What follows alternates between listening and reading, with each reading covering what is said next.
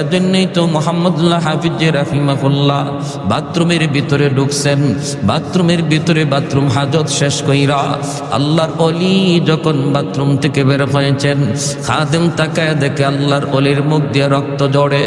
খাদেম জিজ্ঞেস করতেছে, আল্লাহর ওলি আপনার জবান দিয়া কেন রক্ত বের হইতেছি? মুহাম্মদুল্লাহ হাফিজ তখন হাত লাগায় দেখেন ঠিকই রক্ত বের হয়। ডাক দিয়ে বলেন, বাবারে রক্ত কেমনে আসতেছি? খাদেম কয়, হুজুর আমিও তো বলতেছি, আপনি কি বাথরুমের ভিতরে পড়ে গেলেন নাকি? এমনি মুহাম্মদুল্লাহ হাফিজ কয়, না রে বাবা, আমি পড়ে যাই নাই।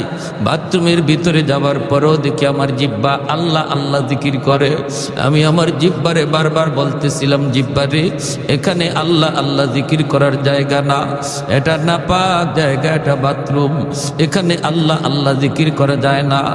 জিহ্বারে আমি বুঝাইতে চেষ্টা করি, আমার জিহ্বা বুঝ মানে না। এরপরও জিহ্বা লাফায় লাফায় আল্লাহ আল্লাহ জিকির করে। এজন্য আমি দাঁত দিয়া জিহ্বারে কামড় দিয়া ধরছি, দাঁত দিয়া জিহ্বারে কামড় দিয়া ধরছি। জিহ্বা কেটে গেছে, রক্ত বের হয়েছে। কুতবুল আলম শাইখুল ইসলাম হুসাইন আহমদ মাদানী রহমতুল্লাহি আলাইহি ইন্তেকাল হয়ে গেল। ডাক্তার আনা হলো। ডাক্তার আইসা যখন চেক করে বডিটার মধ্যে রূহ আসেনি না নাই, পালসে হাত দেয়, দেখে পালস নাই, লোকটা মারা গেছে। কিন্তু যখনই মেশিন লাগায় ডাক্তার বুকে চেক আপ করে, বুকে যখন চেক আপ করে তখনই ডাক্তার লাফ দিয়ে উঠে। ডাক্তার চোখগুলো বড় বড় করে কয়, তোমরা বলতেছো লোকটা মারা গেছে, আমিও দেখতেছি উনি মারা গেছেন, কিন্তু আমার মেশিন বলে ইনি এখনো জীবিত। কেমনে কেমনে কয়, আমার মেশিনের মধ্যে তার কলব থেকে আল্লাহ আল্লাহ জিকির বের হইতেছে।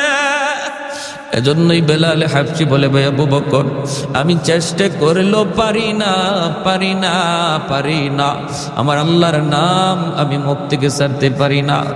আবু বকর সিদ্দিক চলে গেলেন মায়ের নবীর কাছে। যায় তিনি বলতেছেন, ইয়া রাসূলুল্লাহ, ওগো নবীজি, বেলালকে বেঈমানরা মেরে ফেলবে, উমাইয়া মেরে ফেলবে, হিংস্র যুবকগুলি বেলালকে মেরে ফেলবে। নবী গো, আপনি আমাকে অনুমতি দেন, আমি উমাইয়ার কাছ থেকে বেলালকে কিনে নিয়ে আসব। আল্লাহর নবী তখন বলেন, আবু বকর, বেলালকে তুমি যেই পয়সা দিয়ে কিনবা, এই পয়সার মধ্যে আমি নবীরও কিছু পয়সা নিয়ে যাও, যেন কিয়ামতের ময়দানে আমি আমার আল্লাহর সামনে বলতে পারি, মাবুদ তোমার বেলালকে কেনার মধ্যে শুধু আবু বকরের টাকা ছিল না, আমি নবীরও কিছু পয়সা ছিল। এরে আবু বকর, জানো না, জানো না আমার বেলালের দাম আমার আল্লাহর কাছে কি পরিমাণ। এত দামি হয়ে গেলেন বেলাল, এত দামি হয়ে গেলেন ইমান আমলের কারণে। আর আবু জাহেলের ইমান না থাকার কারণে দামি মানুষটা এত নিকৃষ্ট হয়ে গেল, আর কম দামি মানুষটা ইমান আমলের কারণে এত দামি হয়ে গেল। আমার নবী মদিনার মসজিদের ইমাম, নবীর পিছনে ইকামত দেয় বেলাল হাবশি। আল্লাহু আকবার।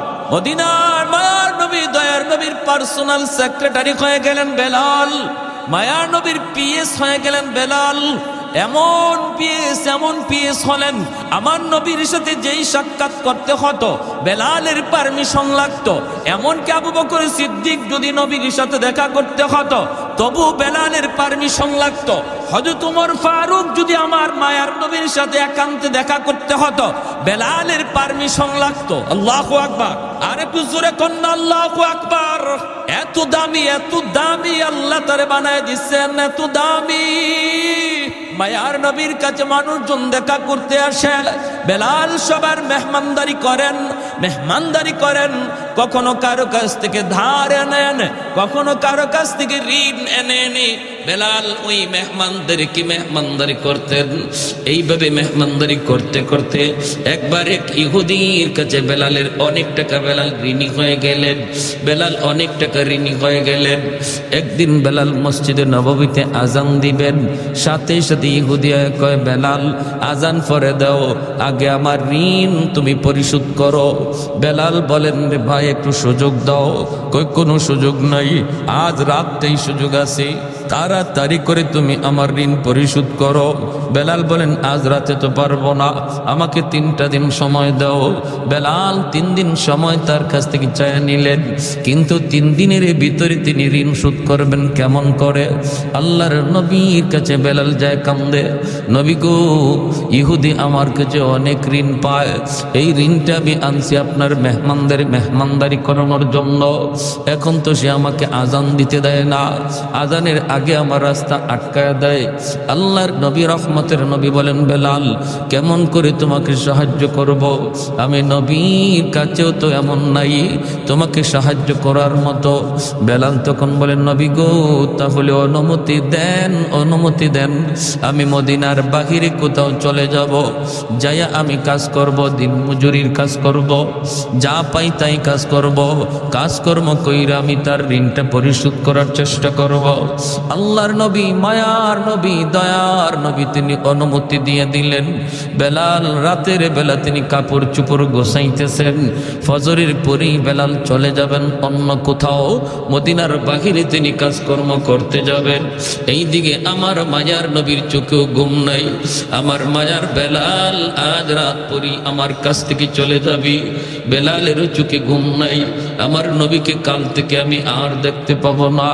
সারা রাত বেলালের চোখের পানি ঝরে, আর তিনি কান্দে, আর তিনি কান্দে। ওই অবস্থায় আমার ভাইরা বন্ধুরা, আল্লাহর নবীর কাছে ফজরের আগেই 40টা উট বুঝাই করা মাল আল্লাহর পক্ষ থেকে চলে এসেছে। আল্লাহর নবী রহমতের নবী এক সাহাবীকে বলেন, সাহাবী দ্রুত যাও, যায় বেলালকে খবর দাও, বেলালের ঋণ পরিশোধ করতেছেন আল্লাহ নিজে। আর একটু জোরে কন্যা সুবহানাল্লাহ। ফজরের আগেই সাহাবী যায় বেলালের ঘরে আওয়াজ দিলেন, বেলাল তোমার ঋণ পরিশোধ করার জিম্মাদারি আল্লাহ নিজে নিয়ে আনিছে। মায়ার নবী তোমাদের মসজিদ নববীতে ডাকে রে বেলাল। বেলাল মসজিদে নববীতে দৌড়ে আইসে দেখেন 40টা উট বুঝাই করা মাল। মায়ার নবী, দয়ার নবী বলেন, বেলাল মদিনা থেকে তোমার চলে যাওয়াটা আমার আল্লাহ পছন্দ করে নাই, আমি নবীও মেনে নিতে পারি নাই। তোমার দিলের হালত আর আমি নবীর দিলের হালত আমার আল্লাহ দেখছেন। আল্লাহ পাক রব্বুল আলামিন তোমার ঋণের জিম্মাদারি নিয়ে নিছে। যাও, যতগুলি টাকা ওই ইহুদি পাইব, আরো যারা পাইব, ঋণগুলা পরিশোধ করো, বাকি মাল গরিবদের ভিতরে বন্টন করে দাও। এ ভাই, এজন্য বলতেছিলাম, দেখেন আল্লাহ পাক রব্বুল আলামিনের কাছে কত দামি হয়ে গেলেন কালো বেলাল। বংশের কোনো মর্যাদাই যার ছিল না, আর বংশীয় মানুষ ছিল আবু জাহেল, মাটির সাথে মিশে গেল, ঠিক কিনা? আবু জাহেল হিরো থেকে জিরো হয়ে গেল, বেলাল জিরো থেকে হিরো হয়ে গেল ঈমান আমলের কারণে। সাহাবায়ে কেরাম বলে, নবী গো, বেলালের আজানে একটু সমস্যা। কি সমস্যা? কই আশহাদু বলতে পারে না, জিহ্বার মধ্যে সমস্যা। কখন জিহ্বার সমস্যা তৈরি হয়েছে? উমাইয়া হযরত বেলাল রাদিয়াল্লাহু তাআলা আনহুর জিহ্বাটারে টান দিয়া বের কইরা এই জিহ্বার মধ্যে পেরেক ঢুকায় দিছিল, জিহ্বার মধ্যে পেরেক ঢুকায় দিছিল। যেই জিহ্বায় আল্লাহ আল্লাহ জিকির কয়, এই জিহ্বা আমি রাখবো না কয়ে পেরেক ঢুকায় দিছিল। এজন্য হযরতে বেলালের মুখে একটু সমস্যা হইত, আশহাদু বলতে পারতেন না, বলতেন আসহাদু, শিন উচ্চারণ করতে পারতেন না, শিনটা ভালো করে উচ্চারণ হতো না। সাহাবায়ে কেরাম কয়, ইয়া রাসূলুল্লাহ, ওগো নবীজি, ভালো করে একজন মুয়াজ্জিন নিযুক্ত করে ফেলেন। নবী সাহাবায়ে কেরামের পরামর্শ নিয়া অন্য একজন সাহাবীকে মুয়াজ্জিন নিযুক্ত করে দিলেন। এশার নামাজের পরে নবী বলেন, বেলাল ফজর থেকে আর আযান দেওয়া লাগবে না। এই কথা শুনতেই যেন বেলাল হাবশির মাথায় আসমান ভেঙে পড়ল। এশার নামাজ পড়ে সবাই যার যার ঘরে চলে যায়, কিন্তু মসজিদে নববী গেছে কি গেলেন না শুধু একজন, তিনি আর কেউ নন, তিনি হলেন বেলাল হাবশি। মসজিদে নববীর কোনায় খাম্বার কিনারায় বইসা বইসা চোখের পানি জড়ায় আল্লাহর কাছে কান্দে আর কয়, মালিক, ও মালিক, তোমার হাবিব আমারে মুয়াজ্জিনের চাকরি থেকে বাতিল করে দিছি। ও মালিক, আমি তোমার হাইকোর্টে আমি আবেদন করলাম, আপিল করলাম হাইকোর্টে, নিম্ন আদালতে আমার চাকরি বাতিল, উচ্চ আদালতে আমি আপিল করলাম, মাওলা এই শিন উচ্চারণ করতে পারি না কেন? আল্লাহ তোমার নাম নেওয়ার কারণে আমার জিহ্বায় পেরেক মারছি, এজন্য আমি শিন উচ্চারণ নিতে পারি না। এটা তো আমার কোনো দোষ না। আল্লাহ হয় তুমি আমার জিহ্বা ভালো করে দাও, নতুবা আজান বদলায়া দাও। আল্লাহু আকবার। হয় মালিক আমার জিহ্বা তুমি ভালো করে দাও, নতুবা আমি যেভাবে বলি এইভাবে আজান বানায় দাও। আল্লাহু আকবার, আল্লাহু আকবার। কত বড় আবদার আল্লাহর দরবারে। আল্লাহ পাক রব্বুল আলামিন তার হাবিবকে জানিয়ে দিয়েছেন, বন্ধু আজানও বদলিবে না, আমার বেলালের জিহ্বা যেভাবে আছে এইভাবেই থাকবে, জিহ্বাও ভালো হবে না। আমি আল্লাহর নাম নেওয়ার কারণে জিহ্বা যে ক্ষত, এই ক্ষত আমি আল্লাহ বেলালের হাসরের মাঠে দেখতে চাই। হাসরের মাঠে বেলাল আমাকে ওই জিহ্বা দেখাবে, যেমন অবস্থায় আছে অবস্থায় থাকবে, আজানও বদলিবে না। ভাইরা বন্ধুরা, ফজরের আজান দিলেন অন্য একজন মুয়াজ্জিন। আজান তো হয়ে গেল, নামাজের টাইম হয়ে গেল। আমার নবী, মায়ের নবী, তিনি বের হয়েছেন হুজরা থেকে নামাজ পড়াবেন মসজিদে নববীতে। সাহাবায়ে কেরাম সবাই অপেক্ষায়। মায়ের নবী হুজরা থেকে বের হয়েছেন নামাজ পড়াবেন, কিন্তু সূর্য তো ওঠে না, রাত তো পোহায় না। ফজরের নামাজটা পড়তে হয়, একটু রাত যখন শেষ হয়ে যায়, সুবহ সাদিকের পরে ফজর যখন শুরু হয়, একটু আকাশটা ফর্সা হওয়া শুরু করে, তখন সুন্নাম ফজরের নামাজ পড়া সুন্নাত। আমার নবী ওই সময়টার অপেক্ষা করেন, একটু আকাশটা ফর্সা হবে। কিন্তু না না, অন্যদিন যেই টাইমে আকাশ ফর্সা হয়ে যেত, আজ ওই টাইমে আকাশ ফর্সা হইতেছে না, অন্ধকার শুধু আরো বাড়তেছে, অন্ধকার শুধু বাড়তেছে। সাহাবায়ে কেরামের ভিতরে অস্থিরতা, আল্লাহর নবীর ভিতরে অস্থিরতা। কই সকাল তো হয় না, আকাশ তো ফর্সা হয় না। আল্লাহর কাছে নবী জানতে চাইলেন, মালিক ও মালিক, কিয়ামত কি তুমি গোটায় দিবা নাকি? আল্লাহ, কিয়ামত কি হয়ে যাবে নাকি বুঝতেছি না গো আল্লাহ, নাকি আমরা কোনো আযাবের সম্মুখীন? আল্লাহ বলে, বন্ধু কি হয়েছে? কই মালিক, কেন এখনো সকাল হয় না, ফর্সা হয় না? ফজরের নামাজ তো পড়ব, কিন্তু এত অন্ধকারে কেমন করে নামাজ পড়ি? আল্লাহ, ফজরে আজান বুঝি হয়, এখনো বুঝি ফজরের টাইম হয় নাই, ফর্সা হয় নাই। জিব্রাইল আমিন দ্রুত নেমে এসে মায়ার নবীকে জানায় দিলেন, নবী গো, কেমন করে সকাল হবে গো নবী? মদিনার মসজিদে ফজরের আজান তো এখনো হয় নাই। আল্লাহ নবী বলে, ভাই জিব্রাইল, অন্য দিনের চেয়ে আজান তো আরো সুন্দর আজান হয়েছে, শুদ্ধ করে আজান হয়েছে, শুদ্ধ করে আজান। জিব্রাইল আমিন কই, নবী গো, জানি না, তবে অন্য দিনের আজান আমরা আসমানের ফেরেশতারাও শুনতে পাইতাম, শুধু আমরা না, আরশের মালিক আরশে বৈশা শুনতেন। কিন্তু আজ ফজরে আজান আমরা আকাশের ফেরেশতারা শুনি নাই, আল্লাহ নিজেও শুনে নাই, এজন্যই রাত শেষ হইতেছে না। ওগো নবীজি, বেলাল আজান না দেওয়া পর্যন্ত রাত কিন্তু পোহাবে না। ভাইয়ার নবী, দয়ার নবী কই, বেলাল, আমার আল্লাহর কাছে এত দাবি হয়ে গেছে বেলাল, আমরা তো বুঝতে পারি নেই রে বেলাল, দ্রুত আজান দাও। বেলাল আজান দিলেন, রাত পোহালো, দিনের আভাস দেখা গেল। জোরে করুন সুবহানাল্লাহ। রমজান শরীফ, মায়ার নবী সেহরি খাইতেছেন। রমজানে সেহরি খাওয়া কি সুন্নত, ঠিক না? সেহরি খাওয়া সুন্নত। একটা খেজুর হইলেও একটা সেহরি খাবেন, সুন্নত আদায় হবে। তবে যদি কেউ সেহরি না খায়, রোজা হবে না তা না। সেহরি যদি কেউ ঘুমের তালে খাইতে না পারে, রোজা হবে। উনি যদি রোজা রাখতে চায়, রোজা রাখতে হবে। রোজা রাখতে চায় না, রোজা রাখতে হবে। সেহরি না খাইলেও রোজা রাখতে হবে, তবে সেহরি খাওয়াটা সুন্নত, বহুত বড় সুন্নত। এই সেহরির টাইমটা উম্মতে মুহাম্মদের জন্য আল্লাহ পাক স্পেশাল একটা সুযোগ দিয়েছেন, যেটা আগের উম্মতের ছিল না, এমনকি ইসলামের শুরুতে ছিল না। মায়ার নবীর কাছে যখন রমজানের বিধান নাজিল হয়েছে, তখন রোজার সিস্টেম ছিল অন্যরকম। সিস্টেমটা কেমন ছিল? সিস্টেম ছিল সকাল থেকে নিয়ে সন্ধ্যা পর্যন্ত রোজা রাখবে, এরপরে ইফতার করার পরে যদি কেউ ঘুমায়া পড়ে, তাহলে আর খাওয়ার সুযোগ নাই। ঘুম থেকে উঠিয়া রাত যদি থাকেও রাতে আর খাওয়ার সুযোগ নাই। ঘুমায় গেলেই তার ঘুম থেকে রোজা শুরু। এখন রাত 12টার সময় সে ঘুমাক, রাত 12টা থেকে তার রোজা শুরু হয়ে গেছে। একদম পরের দিন সেই ইফতার পর্যন্ত, মাগরিব পর্যন্ত রোজা রাখতে হবে। এটা ছিল ইসলামের প্রথম জমানার রোজার বিধান। এতে করে নবীর একজন সাহাবী হযরত কায়েস রাদিয়াল্লাহু তাআলা আনহু, পবিত্র কোরআনের সূরাতুল বাকারার মধ্যে আল্লাহ পাক এই আয়াত নাজিল করছেন নবীর সাহাবীর ব্যাপারে। হযরত কায়েস রাদিয়াল্লাহু তাআলা আনহু ইনি একজন দিনমজুর ছিলেন, একজন কৃষক ছিলেন। সারা দিন জমিতে সে মরুভূমিতে কামকাজ করেন, রোজা রাখা কামকাজ করছেন। ইফতারের সময় আসছেন, আয়েশা তিনি বিবিরে বলতেছেন, বিবি গো সারাদিন কাম করছি, খুব ক্লান্ত, কিছু আছে ইফতারি কিছু আছে? ইনি বলে আমি আপনার কাছে আনতেছি, ইফতারি রেডি নাই, রেডি করে আনতেছি, আপনি একটু ধৈর্য ধরেন, একটু ধৈর্য ধরেন। কইতেই সারাদিনে ক্লান্ত মানুষ তো একটু খালি হেলান দিছেন, আর হেলান দিতেই ঘুম চলে আসছে। বলুন তো দেখি, ঘুমাইলে পরে আর খাওয়ার সুযোগ আছে? দাদা বুঝছেন, উনি ঘুমায় গেছেন, ক্লান্ত মানুষ তো। দেখবেন রিক্সাওয়ালা মানুষ রমজান মাসে রিক্সা চালায় চালায় হঠাৎ করে একটা গাছের নিচে যখন ক্লান্ত হইয়া মাথাটাকে হাতটারে বালিশ বানায় যখন খালি শোয়, নাক ডাকায় ঘুমাইতে শুরু করে, ঠিক না? ঘুমায় যায়। তো উনি ঘুমায় গেছে। বিবি সাহেব আসছে, আইসেই যখন দেখে বিবি স্বামী ঘুমায় গেছে, ইন্না লিল্লাহি ওয়া ইন্না ইলাইহি রাজিউন, তখন উনি ঘুম থেকে লাফ দিয়ে উঠছে।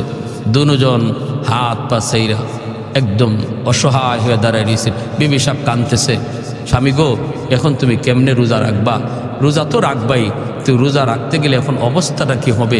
সারাদিন গেছে তুমি কিছু খাও নাই, এখন ইফতার করবা, একটু দেরি হইতে তুমি ঘুমায় গেলা, ঘুমাইছো তো এখন আর তোমার খাওয়ার সুযোগ নেই, এখন কেমনে কি করবা? এনে না খাইয়া এই রাত থেকেই রোজা রাখা শুরু হয়েছে। সারাদিন ক্ষুধার্ত তৃষ্ণার্ত, আবার সারা রাত গেল না খাওয়ায়। পরের দিনও রোজা শুরু হয়ে গেছে। পরের দিন রোজা শুরু হয়েছে, যখন দুপুর হয়ে গেছে তখনই উনি ওনার মাঠেই যেখানে কাজ করতে বেহুশ হয়ে পড়ে গেছেন। বিবি সাহেব আল্লাহর নবীর কাছে গিয়া বলতে, ইয়া রাসূলুল্লাহ আমার স্বামীর এই অবস্থা। আল্লাহর নবী, রহমতের নবী আল্লাহর কাছে আবদার করলেন, মালিক আমার উম্মতের জন্য বিধানটা কঠিন হয়ে গেছে, আল্লাহ একটু আসান করো। সাথে সাথে আল্লাহ পাক জিব্রাইল আমিন মারফতে কোরআনের আয়াত নাজিল করে ওই সাহাবীর দিকে লক্ষ্য করে আল্লাহ জানাই দিলেন, বন্ধু আজ থেকে তোমার উম্মতের বিধান আমি আসান করে দিলাম। ঘুমাইলে আর রোজা শুরু হয়ে যাবে এমন না, সারা রাত সেহরি পর্যন্ত সে খাইতে পারবে। এখন ঘুমাক আর উঠো, খাওয়ার টাইম সারা রাত।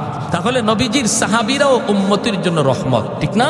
একজন সাহাবীর কারণে আমরা রোজার বিধানটা আসান পাইছি, আর নাইলে কিন্তু আমাদেরও এইরকমই হইতো। ঘুমাই খালি একটু ঘুমাইবেন, শেষ, আর খাওয়ার সুযোগ নেই, রোজা শুরু হয়ে যেত। এই সাহাবীরই ঘটনার পরে রোজার বিধানটারে আল্লাহ আমাদের জন্য সহজ করে বলেন, সকাল থেকে নিয়ে মাগরিব পর্যন্ত ইফতার পর্যন্ত তোমরা রোজা রাখবা, খাইবা না, পানি পান করবা না। আর ইফতারের পর থেকে নিয়ে সেহরি পর্যন্ত সারা রাত তোমরা যখন মন চায় যা খাও, তোমাদের জন্য সে সুযোগ করে দেওয়া হয়েছে। আল্লাহ নবী সেহরি খাইতে বসছেন, বেলাল হাবশি আজান দিবেন, ফজরের আজান। মুয়াজ্জিন সাহেবরা আজান দেওয়ার আগে ইমাম সাহেবের একটু খবর নেয়। তো বেলাল হাবশি রাদিয়াল্লাহু তাআলা আনহু তিনিও ফজরে আজান দিয়ে দিবেন, সেহরির টাইম শেষ হয়ে গেল। তিনি তো চিন্তা করতেছেন আমার নবী এখনো কি তিনি খানা খান নাকি খানা থেকে সেরে ফেলছেন, একটু যায় দেখে আসি। বেলাল চলে আসলেন আল্লাহর নবীর কামরায়, আইসা দেখেন মায়ার নবী এখনো খানা খাইতেছেন, আর নবীর সাথে আর একজন অপরিচিত মানুষ খানা খাইতেছে। আল্লাহর নবীকে খানা খাওয়া দেখেই বেলাল ডাক দিয়া বলতেছে, নবী গো সেহরির টাইম শেষ হয়ে গেছে গো নবী, আর খানা খাইয়েন না। আল্লাহর নবী দেখে বলতেছেন, বেলাল কি কইছ? বলে, নবী গো সেহরির টাইম শেষ। ঠিক আছে, বেলাল চলে গেছেন। বেলাল মনে মনে ভাবছেন তাহলে তো নবী এখন খানা শেষ করে ফেলবেন। বেলাল চলে গেছেন, চলে যাওয়ার পর একটু পরে আজান দিবেন, আসছেন কই দেখি কে নবী এখনো খানা খায়া শেষ করছেন নি। আয়া দেখেন নবী এখনো তিনি খানা খাইতেছেন। বেলাল ডাক দিয়া বলে, ইয়া রাসূলুল্লাহ সেহরির টাইম শেষ, খানা খায়েন না। নবী কয় ঠিক আছে। বেলাল আবার চলে গেলেন, যাইয়া একটু পরে আজান দেওয়ার আগেই ভাবতেছেন যে দেখি এখনো নবী খানা খায় শেষ করছেন নি। আয়েশা দেখেন মায়ার নবী এখনো খানা খাইতেছেন। এইবার হযরত বেলাল বলি, ইয়া রাসূলুল্লাহ খোদার কসম ওগো নবী সেহরির টাইম শেষ। যেই মাত্র বেলাল কয় খোদার কসম সেহরির টাইম শেষ, তখনই মায়ার নবী কয় কি তাড়াতাড়ি গোসল, সেহরির টাইম শেষ। বেলাল কসম খেয়ে ফেলছে, সেহরির টাইম শেষ। নবী যা ছিল সাথে সাথে হাত থেকে ফালাই দিছেন। দুজন অপরিচিত একজন মানুষ নবীর সাথে খানা খাইতে বসছেন। সেই অপরিচিত মানুষ আর কেউ নন, তিনি হলেন জিব্রাইল আমিন, ফেরেশতাদের সর্দার জিব্রাইল আমিন মায়ার নবীর সাথে সেহরি খাইতেছেন। ওই অবস্থায় দুজনে খানা বন্ধ করে দিলেন। এরপরে নবী ফজরের নামাজ পড়ালেন। নামাজ পড়ে নবী মিম্বরে বসলেন। বৈশেই নবী ডাক দিলেন, বেলাল কাছে আসো। কাছে আইনে বলেন, বেলাল, প্রথমবার যখন তুমি বলছো নবী গো সেহরির টাইম শেষ, কিন্তু জিব্রাইল আমারে বলতেছেন নবী গো সেহরির টাইম আরো আছে, খান। সুবহানাল্লাহ কইতেন না আপনারা? তুমি বলছো সেহরির টাইম শেষ, জিব্রাইল আমারে কয় না আছে টাইম, খান। দ্বিতীয়বার যখন তুমি বলছো সেহরির টাইম শেষ, তখনও জিব্রাইল বলেন না গো নবী আরো আছে, খান।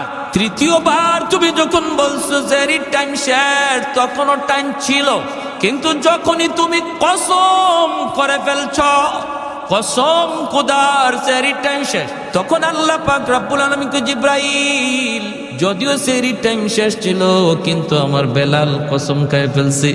আমার বেলালের দাম আমি আল্লাহর কাছে কি পরিমাণ জানো না? আমার বেলালের কসমের ইজ্জত রক্ষায় আমি আল্লাহ টাইম থাকলেও অফ করে দিলাম। আরেকটু জোরে কন্যা সুবহানাল্লাহ। ছিল টাইম, আরো ছিল, খাওয়ার সুযোগ ছিল, কিন্তু বেলালের কসমের ইজ্জত রক্ষায় আল্লাহ টাইমটারে অফ করে দিয়েছেন। জোরে কোন সুবহানাল্লাহ।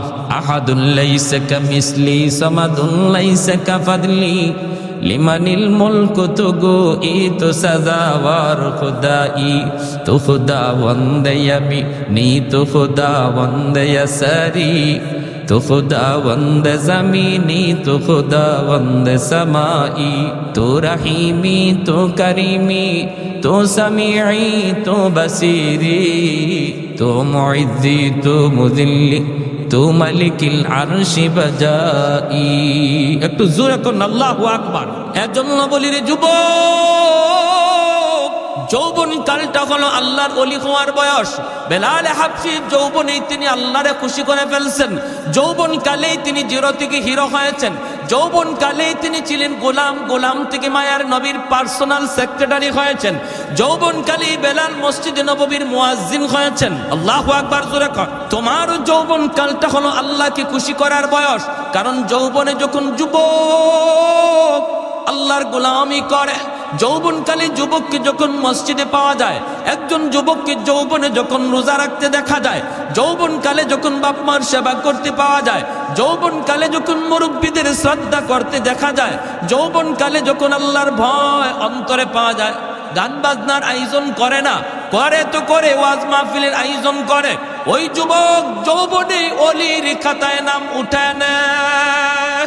লা ওয়ারাকাল কাফি, মায়ের নবী বলেন যার গুনাহ করার সুযোগ ছিল, সামর্থ্য ছিল, এরপর আল্লাহর ভয়ে যে যুবক গুনাহ করে না, সুযোগ ছিল রাতের অন্ধকারে জিনা ব্যভিচার করার, সুযোগ ছিল দরজা বন্ধ কইরা খানা খাইয়া মানুষের সামনে রোজাদার সাজার, সুযোগ ছিল দরজা বন্ধ করে পানি পান কইরা মানুষের সামনে রোজাদার সাজার, এরপর যেই যুবক যৌবনে আল্লাহরে ডরাইয়া মানুষের চোখে ফাঁকি দিলেও আল্লাহর চোখে ফাঁকি দেওয়া যায় না, এই বিশ্বাস অন্তরে নিয়ে যে যুবক সর্বদা আল্লাহর ভয় অন্তরে রেখে চলছি, মায়ার নবী দয়ার নবী বলেন ওই যুবকের কলিজার দিকে তাকাইয়া আল্লাহ পাক আসমান জমিন এখনো টিকায় রাখছি, নতুবা জমিন প্রতিনিয়ত আল্লাহর কাছে আবদার করে, মালিক আর কত আমি গুনাহগারের পায়ের আওয়াজ শুনবো, আর কত আমি সুদখোরের 5তলা বিল্ডিং এর লোড নিব, আর কত আমি ঘুষখোরের 10তলা বিল্ডিং এর লোড নিব।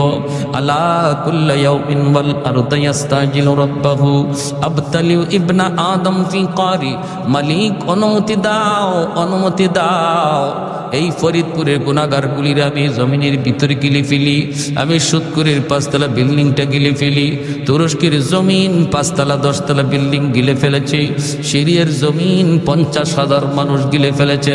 আল্লাহ পাক বলে হাদিসে কুদসি, আল্লাহ পাক বলে শুধু তুরস্ক আর সিরিয়ার জমিন নয়, বাংলার জমিন, ফরিদপুরের জমিন, সিলেটের জমিন, সর্বকালের সর্বযুগের সর্ব জায়গার জমিন আল্লাহর কাছে আবদার করে, মালিক আর কত আমি গুনাহগারের পায়ের আওয়াজ শুনবো, আসবিরু ইলা মাতা আসবিরু, ধৈর্য ধরবো তো আর কত কাল ধৈর্য ধরবো। আল্লাহ বলেন ওয়াল বাহরা ইস্তাজিলু রাব্বাহু, সাগর মহাসাগর গুলো এমন প্রতিনিয়ত আবদার করে, ও মালিক আমি কক্সবাজার সমুদ্র সৈকত ওই কক্সবাজার সমুদ্র সৈকতের পারে আইসা নাফরমান কত গুনাহ করে আমি সমুদ্র আর কত দেখব, আর কত আমি গুনাহগারের গুনাহ দেখব গো মালিক। আমার পারে আইসা তোমার কত গোলাম আমার দিকে তাকায় সুবহানাল্লাহর জিকির করে, তোমার কুদরত নিয়ে ভাবে, কিন্তু কত নাফরমান সাগরের পারে আইসা গুনার আয়োজন করে। ও মালিক, এই গুনাহগারগুলি জমিনরে নাপাক করে ফেলেছে, আমাকে অনুমতি দাও আমি পানি নাপাক জমিন পাক বানায় দিই। আল্লাহ পাক রব্বুল আলামিন বলে চুপ কর, এ জমিন থাম থাম, আমি আল্লাহ দেখতেছি এই জমিনে কেমন অন্যায় হয়, আমি আল্লাহ দেখতেছি এই জমিনে কেমন অন্যায় হয়, কেমন অপরাধ হয়, কেমন গুনাহ হয়, কেমন জুলুম হয়। এরপরও আমি কেন ধরি না জানো নি? কারণ এই মানুষকে আমি আল্লাহ বড় আদর করে বানাইছি, এই মানুষকে আমি আল্লাহ বড় আদর করে বানাইছি। আসমান আল্লাহ বানাইছেন কুন ফায়াকুন বইলা, জমিন আল্লাহ বানাইছেন কুন ফায়াকুন বইলা, ফেরেশতা আল্লাহ বানাইছেন কুন ফায়াকুন বইলা, কিন্তু আমারে আপনারে আল্লাহ পাক কুন ফায়াকুন বইলা বানায় নাই। আমারে আপনারে যখন আল্লাহ বানাইছে, আল্লাহ বলে খলাকতু বিয়াদাইয়া, আমি আল্লাহ আমার নিজের হাত দিয়া বান্দা বান্দিরে বানাইছি। কারণ এই চেহারার মধ্যে এত দামি কপাল, এই কপাল দিয়া বান্দা আমার কুদরতি কদমে সেজদা দিবে। এই কপালটার এত দাম, এই কপাল ফেরেশতাদের হাতে বানাইলে হয় না, এই কপাল কুন ফায়াকুন বলল হয় না, আমি আল্লাহ নিজের হাতে বানাইছি। এই জমিনের মধ্যে এখনো এমন 4টা শ্রেণী আছে, লাউলা মাশাইখু রুক্কা ওয়াশ শাবাবু খুশা ওয়াল আতফালু রুদ্দা ওয়াল আনআমু রুদ্দা। আল্লাহ বলে এখনো জমিনের ভিতরে এমন আমার কিছু বান্দা বান্দি আছে, চুল দাড়ি তার সাদা হয়ে গেছি, কোমরে তার ব্যথা, হাঁটুতে তার ব্যথা, আমি আল্লাহর কদমে সেজদা দিতে তার কষ্ট হয়, এরপর কষ্ট করে করে আমি আল্লাহকে সেজদা দেয়। তার সেজদার দিকে তাকাইলে জমিনের প্রতি আমি আল্লাহর মায়া লেগে যায়। ওয়াশাবাবু খুশা, আল্লাহ বলে 2 নম্বর কোন জমিনে এমন কিছু যুবক যৌবনের পাগলামি করে না, গুনার আয়োজন করে না, না না, যৌবনে তার মাথায় টুপি পাওয়া যায়, যৌবনে তার মুখে দাড়ি দেখা যায়, যৌবনে তার মসজিদে পাওয়া যায়, যৌবনে তার রমজানে রোজা রাখতে দেখা যায়, যৌবনে মুরব্বিদের শ্রদ্ধা করতে পাওয়া যায়, যৌবনে আলেমদেরকে তাজিম করতে দেখা যায়। ওই যুবকের কলিজার দিকে যখন আমি আল্লাহ তাকাই, তখন এই গুনাহগার জমিনের প্রতি আমি আল্লাহর মায়া লেগে যায়। এজন্য বলি যুবক, যৌবন কালটারে অনেক মূল্যায়ন করো। যত আল্লাহর ওলি হইছেন এই জমিনে সবাই ওলি হইছেন যৌবনকালে, যৌবনকালেই সবাই ওলির খাতায় নাম লেখাইছেন। অতএব নিয়ত করো রমজানের রোজা একটাও ছাড়বো না, তারাবির নামাজ আমি ছাড়বো না, রমজানে আমার আল্লাহ নারাজ হয় এমন কোনো কাম করবো না। যখনই তুমি এমন নিয়ত করবা, এমন নিয়ত করবা, সাথে সাথে আল্লাহ পাক রব্বুল আলামিন তোমার উপর খুশি হয়ে যাবে। আর মুরব্বীদের সাথে বেয়াদবি করবা না, কারণ সাদা দাড়ি সাদা চুল মুরব্বী আল্লাহর কাছে বড় দামি, বড় দামি। মুরব্বী বাবাজি যখন আল্লাহর কাছে হাত উঠায়, আল্লাহ বলে তখন আমার লজ্জা লাগে, লজ্জা। আলী রাদিয়াল্লাহু তাআলা আনহু একজন মুরব্বীর শ্রদ্ধা করছিলেন কেমনে?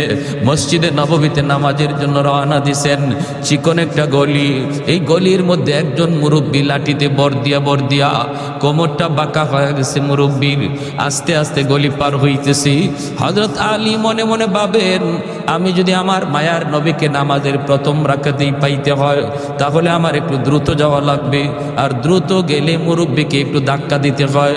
চাচা আমার একটু সাইড দেন, একটু সাইড দেন, এইভাবে চাপ দিয়ে যাইতে হয়। হযরত আলী কয়, না, মুরব্বী হওয়ার কারণে আমার আল্লাহর কাছে বড় দামি, আল্লাহ যারে সম্মান দেয় আমিও তারে সম্মান দিব, লাগলে আমার 1 রাকাত নামাজ ছুটে যাবে। মায়ার নবী মসজিদের নববীতে নামাজে দাঁড়ায় গেছেন, আল্লাহ নবী রুকুতে চলে গেছেন, আলী তো ওই মুরব্বীর পিছনে পিছনে আস্তে আস্তে আসতেছেন। এই দিকে আমার মায়ার নবী রুকুতে গেলেন, রুকুতে যাওয়া মাত্রই রুকু থেকে মাথা উঠানোর আগেই আল্লাহ জিব্রাইলে আমিনকে পাঠিয়ে দিলেন। জিব্রাইলে আমিন এসে বলতেছে, ইয়া রাসূলুল্লাহ, ইয়া হাবিবাল্লাহ, ওগো নবী মাথা উঠায়েন না, গো নবী মাথা উঠায়েন না, রুকু থেকে মাথা উঠাবেন না, কারণ আপনার আলী এখনো রাস্তায় নামাজে শরীক হতে পারে নাই। আল্লাহ নবী অবাক হয়ে গেলেন, রুকুতে ঘটনা কি? আলী নামাজে শরীক হইতে পারছে না বিদায় নবীর রুকু আল্লাহ লম্বা করতে কয়। এইবার মায়ার নবী, দয়ার নবী, তিনি তো রুকু লম্বা করতেছেন, আর জিব্রাইল আমিন কয়, নবী গো, আমি যখন আপনাকে বলবো তখন মাথা উঠাবেন। নবী তো লম্বা রুকু শুরু করে দিলেন। সাহাবাই কেরামও পিছনে পিছনে তারা লম্বা রুকু করতেছেন, লম্বা রুকু করতেছেন। এইভাবেই রুকু চলছে চলছে, লম্বা রুকু। হঠাৎ করে জিব্রাইল আমিন ডাক দিয়ে কয়, মায়ের নবী গো, এইবার মাথা উঠান, আপনার আলী নামাজে শরীক হয়ে গেছে। একটু জোরে কম সুবহানাল্লাহ। হায়দার তেরা নাম সে ইসলাম রখেগা, हैदार तेरा नाम से इस्लाम रखेगा, दुनिया की शजाअत में तेरा नाम रहेगा, दुनिया की शजाअत में तेरा नाम रहेगा, उस्मान तेरा नाम से इस्लाम रहेगा, दुनिया की सखावत में तेरा नाम रहेगा। আল্লাহ নবী রহমতের নবী নামাজ শেষ কইরা মেম্বরে বসে ডাক দিলেন, আলী এদিকে আসো। নবীজির মনের মধ্যে আলীর প্রতি একটু জিদ জন্মেছে। আলী কেন আজকে নামাজে আসতে দেরি করলো, আর আমার এবার রুকুতে এত লম্বা সময় কেন দিতে হলো? নবী ডাক দিয়া বলতেছেন, আলী রে, আজকে নামাজে আসতে কেন তুমি দেরি করলা? হযরত আলী কয়, কই গো নবী, বেশি দেরি তো হয় নাই, আমি তো আপনাকে রুকুতে পাইছি। রুকুতে পাইছো? কেমনে পাইছো, হুশ আছে? বলি, ইয়া রাসূলুল্লাহ, আমি তো আপনার রুকুতে পাইছি। নবী কয়, আলী, তোমার রুকু পাওয়ানোর জন্য আল্লাহ আমারে রুকুতে হ্যাং করে রাখছে। তোমার রুকু পাওয়ানোর জন্য আল্লাহ আমারে রুকুতে আটকায় রাখছে। জিব্রাইল আমিন আইসা আমার কানে কানে কয়, নবী গো, মাথা তুলবেন না, আলীরে রুকু পাইতে দেন। হযরত আলী রাদিয়াল্লাহু তাআলা আনহু অবাক হয়ে গেলেন, ইয়া রাসূলুল্লাহ, এত বড় ঘটনা ঘটছে, আমি নবী গো, আমি তো জানি না। আল্লাহ নবী বলে, জানতে হবে না, আগে বলো রাস্তায় কি হয়েছে একটু কও। এইবার হযরত আলী কয়, নবী গো, আমি তো নির্ধারিত সময় বের হয়েছি জামাত ধরার জন্য, কিন্তু চিকন গলিটার ভিতরে একজন মুরব্বী, এই মুরব্বী মানুষের সম্মান করতে যায় আমার একটু দেরি হয়ে গেছে। আল্লাহর নবীর চোখ থেকে দর দর করে পানি পড়ে। নবী কান্দে আর কয়, আলী রে, দেখ, সাদা দাড়ি সাদা চুল, দুর্বল মুরব্বী মানুষকে সম্মান করলে আল্লাহ কত সম্মান তোমার বাড়ায়া দিছে। যেই দুনিয়াতে মুরব্বীকে সম্মান করবে, আল্লাহ তারেও মুরব্বী বয়সে সম্মানী বানায়া দিবে।